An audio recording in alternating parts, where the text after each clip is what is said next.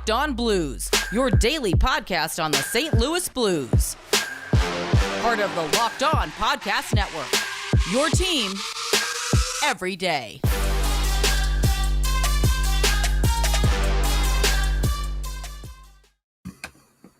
What is up, guys, and welcome back to the Locked On Blues podcast, part of the Lodcast Network, your team every day.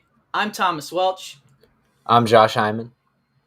And we got a fun episode for you today. Not so much fun is the fact that Ryan O'Reilly, Blues captain, is in COVID protocol, joining Brandon Saad. He will be missing the next 10 days, it sounds like. So the Blues are going to have to fill that hole when they go up against Colorado Avalanche on Thursday. We'll be starting off the episode with that, kind of segueing into Vladimir Tarasenko. More talk. Sounds like his name is on our mouths constantly, but he has to be when he's playing hockey like this. We're also going to talk a little bit about Ville Husso, because how can you not, after his first performance on the season is a shutout? And we're going to round out today's episode by asking the question, is this the best Blues team we've seen in the Blues history? Or maybe my personal history, because I'm only 24 years old. This is the best Blues team we've seen in a long time. But before into all of that, I want to tell you guys about our friends over at Rock Auto, because this episode is brought to you by Rock Auto. Amazing selection,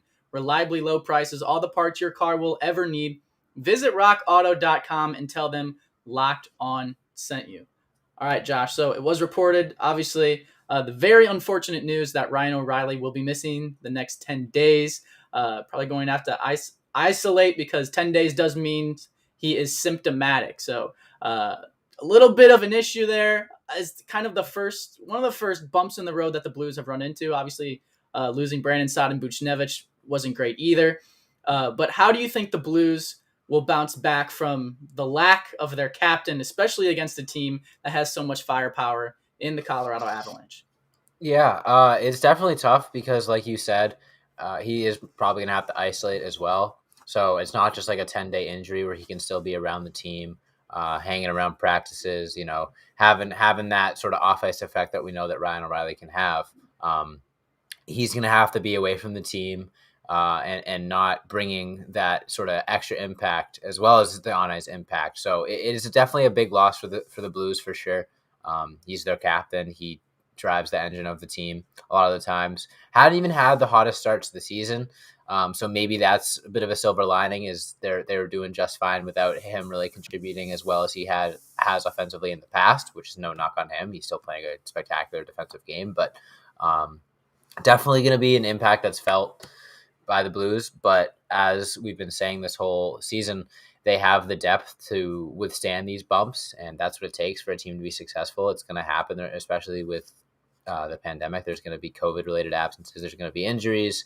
This isn't going to be the first time, or this isn't the first time, and this won't be the last time we're dealing with extended absences for some of our better players. So I think that they're going to bounce back all right. I mean, we saw it when we played Colorado. They were missing a couple key players, and they weren't able to keep up with the Blues as a result.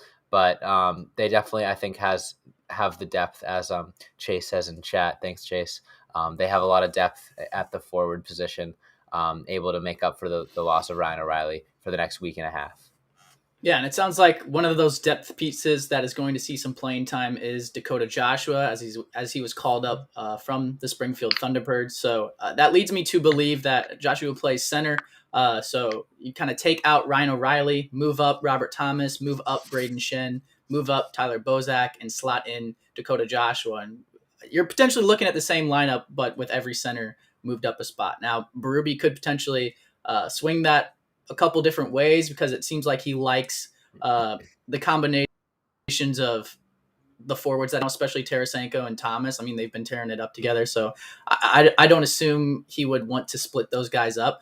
But the biggest thing for me that sucks, I mean, there's a lot of things that suck. I mean, it's COVID, right? He's in COVID protocol, so that sucks. But in terms of a matchup, it really sucks for me, because even dating back to the playoffs when the Blues were swept, I mean, we didn't have David Perron, right? So the argument could be made that we didn't get a fair assessment of whether this team is capable of hanging with the big dogs. Now, all intents and purposes, I don't think they were, and that's the reason that they were swept. And David Perron can only do so much and score so many goals.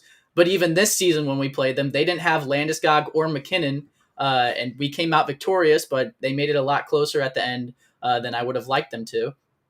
And so now we're playing them again, and we're not going to have Ryan O'Reilly, and we're not going to be having Brandon Saad. So it's still like the last, I guess, 6 games, because 4 games sweep and then 2 now. We haven't played a full roster against a full roster in terms of the Avalanche. So I think in terms of kind of seeing where this team is at, even though the Avalanche have been struggling lately, the Vegas Golden Knights have been struggling lately, but they played us very well. I thought that was a very impressive win, but this could be a very impressive win for the Blues too. But like I said, you don't really get a fair and true assessment of where this team is at right now because they're missing 2 of their biggest pieces. Yeah. And JTab asks, is COVID protocol 2 weeks, no O'Reilly or Saad for that long? I believe Saad was shorter. I think, like Tommy said, O'Reilly is 10 days because with the NHL's protocols, if you are symptomatic, you do have to isolate for 10 days. That's correct. So I'm not sure what the timeline is on Saad. I do know that it's shorter. Yes. But I don't think that I think it's going to be the next game, a couple games or so for both of them. But I think, well, it's definitely true that you can't get an idea of how the whole team looks because of, you're not matching up your full roster against a full roster. I think it's almost more beneficial to say, okay, but what does the depth of this team look like? If they can continue to roll with the early season bumps that are bound to happen at the start of any hockey season and not let it slow their momentum. I mean, heck, they're off to the best start in franchise history. Even with dealing with injuries, COVID absences, suspensions, etc. So I think it is definitely going to be a big test, and without Ryan O'Reilly, even more so. Saying, can Ryan O'Reilly? You know what you're going to get out of him every night.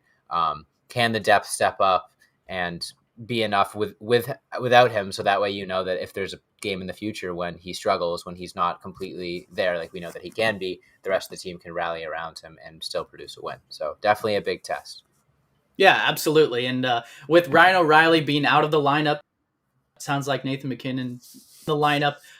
If it goes anything like it was last in the playoffs when the Blues were swept, you should probably bet the over. So if you're going to do that, you got to check out our friends over at Bet Online because they're back and better than ever. A new web interface to start basketball season, and obviously NHL season as well, as more props, odds, and lines than ever before. Bet Online remains your number one spot for all the basketball, football, and NHL action this season. Head to their new website and updated mobile website to sign up today and receive your 50% welcome bonus on your first deposit. Just use the promo code LOCKEDON to receive your bonus.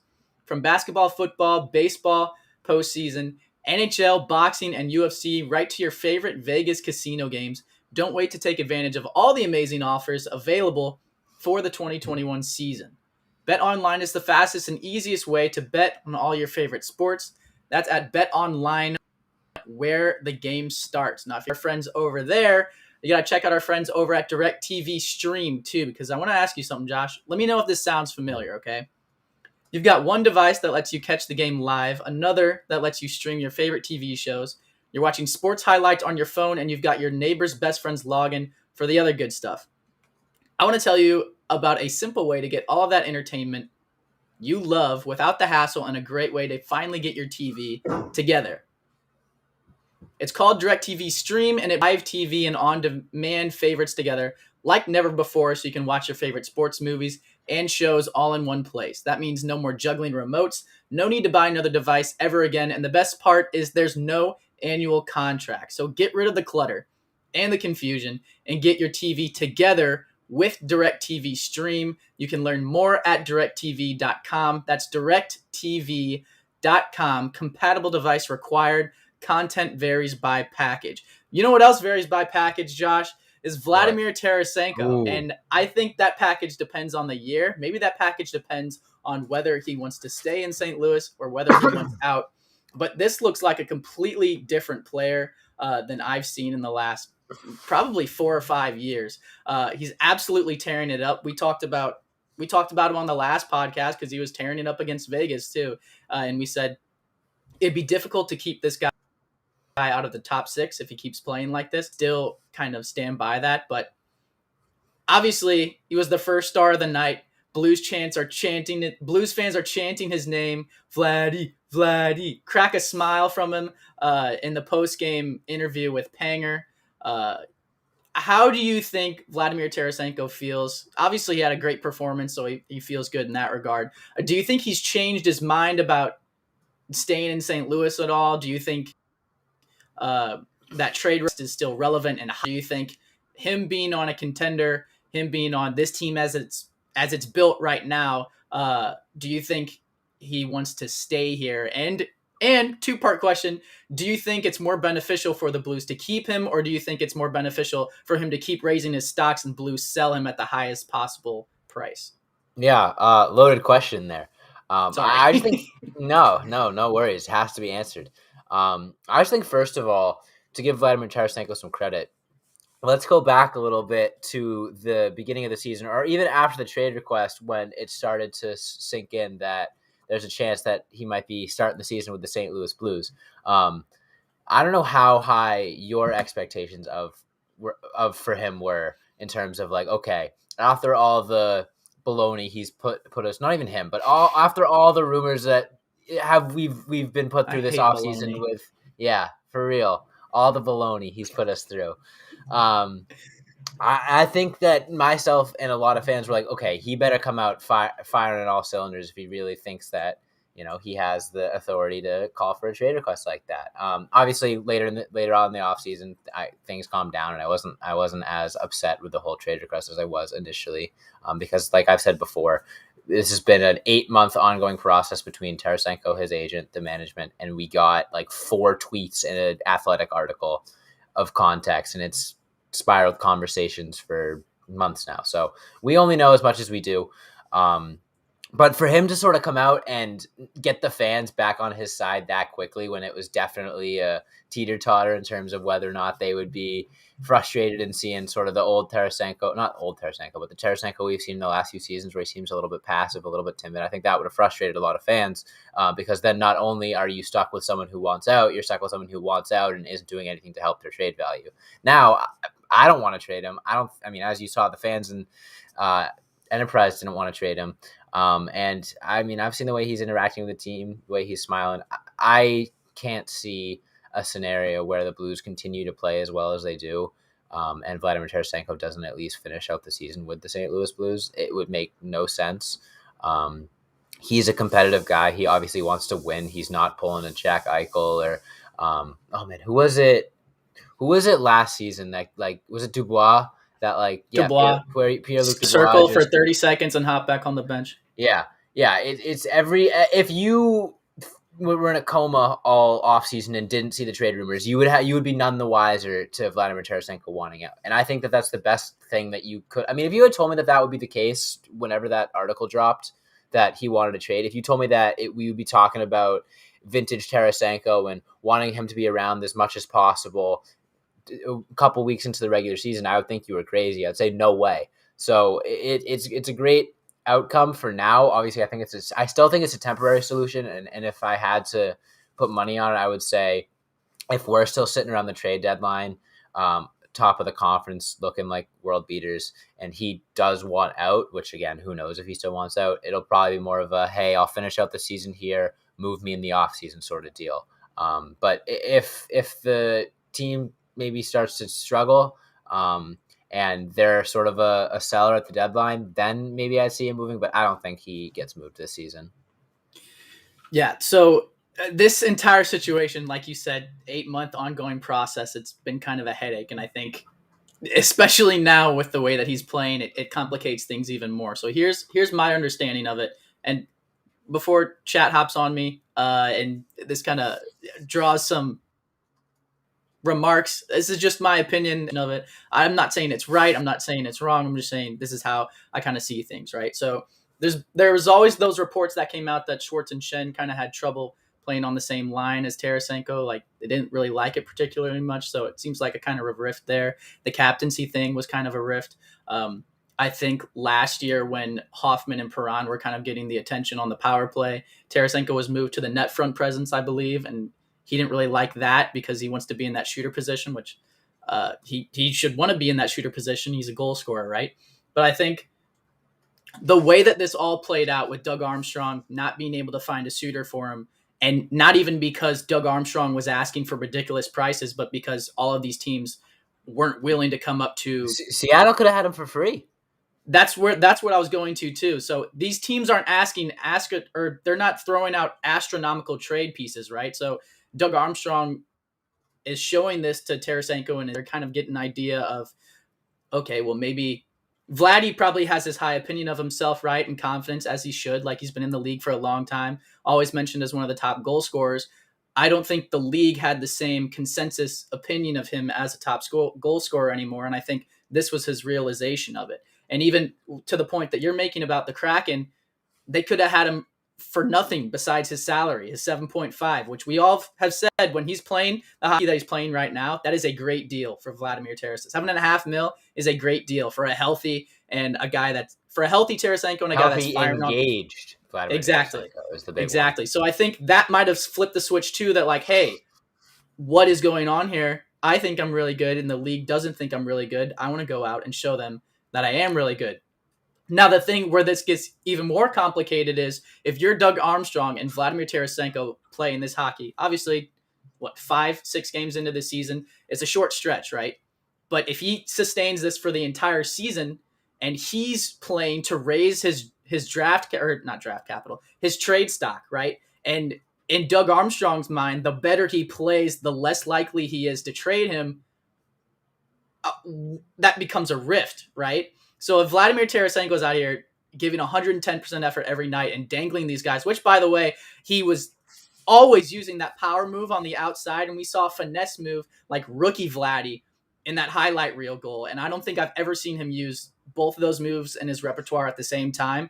Kind of when he got more powerful and bigger, he started playing like that, and he never really used that skill and finesse. But if he's able to do that for a sustained season, like I said, there's going to become a rift where Doug Armstrong will want to keep him because he's playing so well, and Vladimir Tarasenko will want to be traded because his trade stock is at an all-time high, or higher at least than all season. Yeah, or to play devil's advocate, I guess you kind of playing devil's advocate, the reverse Angels advocate. That's if that's a thing. We'll take it. Yeah. What if all of a sudden he's satisfied with his power play time? He's satisfied that he's getting the attention from the team and the fans and the league, and maybe the casual trade request that was blown out of proportion, which again may or may not be the case, just speculation. Maybe that gets rescinded, and maybe Vladimir Tarasenko retires a member of the St. Louis Blues. These are all possibilities that I don't think we expected at the beginning of the offseason with the trade rumors, but that's sort of the way things are right now. And as much as I wish the trade request didn't happen and we were still just seeing vintage Vladdy with no asterisk, I would rather this be the case than have him get taken by the Kraken, letting it up there, or traded to wherever for some player that isn't going to pan out for the next few years. I'm beyond happy that Vladimir Tarasenko is lighting it up for the St. Louis Blues this year. Exactly. And Vladimir Tarasenko has always been an integral part of the St. Louis Blues. But if you're missing some integral parts for your car, you got to check out our friends over at rockauto.com, because with the ever-increasing number of makes and models, it's impossible for your local chain auto parts store to stock all the parts that you need. So don't endure often pointless or seemingly intimidating questioning and wait while the person behind the counter orders the parts on their computer, choosing the only brand their warehouse happens to carry, because you have computers with access to rockauto.com at home and in your pocket. Save time and money when using Rock Auto. You don't have to spend 30%, 50%, even 100% more for the same parts from a chain store or a car dealership. And the best part about Rock Auto is they are a family business. They've been serving do-it-yourselfers for over 20 years, and the prices are always reliably low for every customer. So go to rockauto.com right now and see all the parts available for your car or truck, right locked on in their How Did You Hear About Us box, so they know that we sent you. Amazing selection, reliably low prices, all the parts your car will ever need. rockauto.com. When we come back, we're going to be talking about Ville Husso, a shutout effort in his first appearance this season. Or not, this is the best Blues team we've ever seen, so don't go anywhere.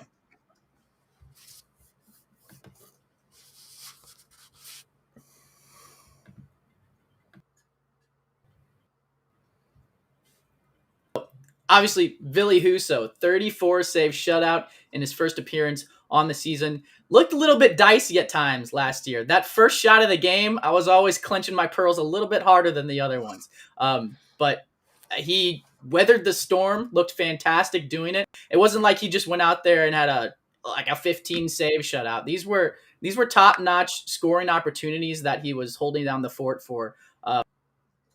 So I know we talked about whether or not he'd be the future, or not the future, but a good option as a backup for the Blues moving forward in the event that Jordan Binnington needed rest or Jordan Binnington needed days off. He looks pretty good right now. What's your opinion of Ville Husso? Yeah, I talked about it a lot in the pregame solo podcast that I did, that this was sort of the last big that game was sort of the last big question mark of the Blues season of what can we expect for the inevitable 15, 20, 25 games that Ville Husso gets in the regular season. Is it going to be a type where we have to prepare for a completely different Blues game on the nights where Ville Husso starts because of 1 out of every 3 starts, we're going to be down 1-0 after 30 seconds. That was the case last year, and I think you could see it in the way that the team played. I think the team didn't play as confidently in front of him as they did in front of Binnington last year. We've seen that with when Jake Allen and Brian Elliott were the 2 goalies. We always have that argument of, well, yeah, goalie B looks better, but that's because the team tries harder in front of him. It's shifted year to year. It's not just the Blues. It's every team plays for their goalie to an extent, and Ville Husso looked really strong early, and I think we saw it translate to the rest of the team as well. I think the team started off a little bit shaky defensively, as they have in pretty much every game this season, because they're just overall a little shaky defensively. And as Ville Husso sort of kept them into the game, you saw the high danger scoring chances happening less and less frequently. You saw the defenders getting a little bit more confident going up for pinches or taking the body instead of just trying to be conservative and forcing them to the outside, because they knew that if Ville Husso had to make a tough save, he'd probably be able to. And I think that's a really important confidence for the team to have, and for Husso to have as well, because I tweeted it right after the game. That was the best game he's had in his NHL career, without a doubt. And if Blues can have 2 goalies moving forward that they can rely on to give them a chance to win the game, with the offense playing the way it is, they're going to win like 50 games this year. And I'm not even exaggerating. If the Blues continue to play the way that they've been playing, and Ville Husso and Jordan Binnington keep them in games, this could be a 50-win team. Yeah, and just to go back on Vladdy here for a second, because J-Tap and Richard Clay are talking about potential trades in the chat right now. So J-Tap says, if we trade him, I imagine it would be doing well, so I wouldn't imagine he would get traded if we were contending. Richard Clay says, I wouldn't mind getting Lindholm from Anaheim for Vladdy. To kind of address both of those, to kind of address both of those, I think if either of those are the situation where a team comes up to Doug Armstrong and offers either of those, I think Doug Armstrong says no. I think to pry Tarasenko away from the Blues right now, especially playing the hockey that he is, you're going to have to give up someone of stature. You're going to have to give up someone. Blues aren't going to retain any salary. That's been relevant from the time that we started these negotiations, and especially now that his stock is rising. The Blues aren't retaining salary. They're going to want somebody back that's going to help them win now, and they're going to want someone back that's on the younger side to help them win years down the road. If it doesn't fit all 3 of those criteria, at least 2 of the 3, it's not happening, in my opinion. Yeah, there's no reason at the moment to trade Vladimir Tarasenko. Obviously, a lot could change between now and the trade deadline, but you think of the whole, it's a business. Whenever your favorite player gets traded, you say, it's a business. From a pure business sense, not even trade request, whatever. If you have a team that is as successful as the St. Louis Blues, and you have a player that is contributing as much as Vladimir Tarasenko is, there's no reason to trade him right now. It's not the NBA where players can just sit out and fake an injury if they don't want to play until they get traded. He's gonna, until there's a trade, he's going to show up, he's going to play, and from every indication, he's engaged. He is showing more effort than he has shown in any of the past few seasons that we've seen out of him. There's no indication that this isn't a good environment for him, at least temporarily. So if this offseason comes around and the situation is still the same and the market's a little bit better, yeah, he'll get traded. But if that doesn't happen and he still wants out at the end of his contract, then he won't resign here and he'll go somewhere else. But unless things change, I think pretty drastically from the pace that they're on now, Vladimir Tarasenko will not be traded this season or this regular season.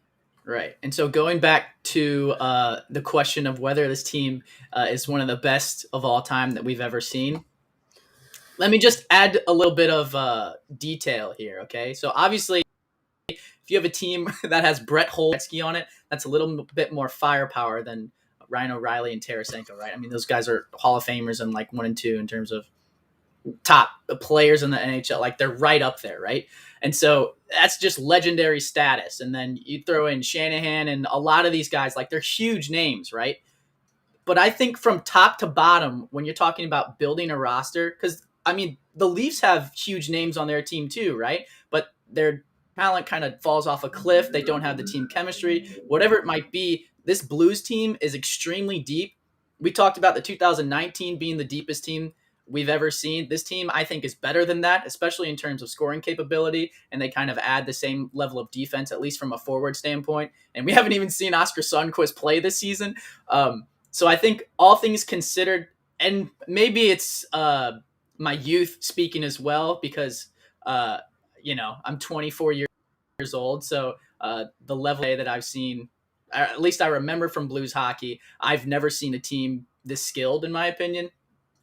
And so to kind of take all those things into consideration, I think this team has to be up there in terms of one of the most skilled, talented, and the level of synergy that they have. I mean, they had that team bonding trip to Vail, and I don't know what happened. Maybe it wasn't even the team bonding trip. Maybe it was just the fact that COVID protocols were loosened a little bit, and they can actually have team dinners and grow together. And like the guys that came in, Justin Falk, Torrey Krug, Buchnevich, Saad, like all these guys can actually bond and create chemistry with these guys away from the rink. I think that's huge for them, and that kind of speaks dividends to why they're playing so well on the ice. Because I remember a time where the Blues could not complete 3 passes in a row, and now they're completing 3 passes in a row with their eyes closed behind the backstop. Like they look like the Harlem Globetrotters out there compared to some scene. And that's one of the reasons that I'm bringing this topic up.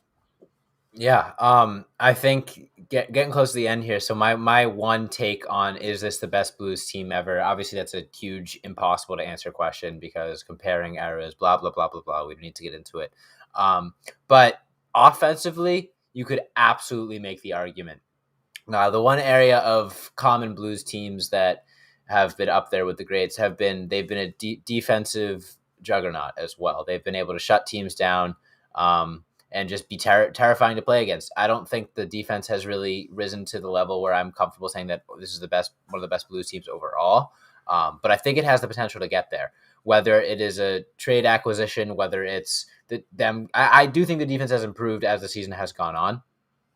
Whether it's them just continuing to improve and becoming a really real strong point of this team, then maybe that you could actually make the argument that overall, 12 forward, 6 defensemen, 1 goalie, this is the strongest the Blues have been in my recent memory. I think that there's a decent chance we end up saying that at some point this season. But right now, need to work on that defense a little bit. Offensively, I think you can make the argument without a doubt.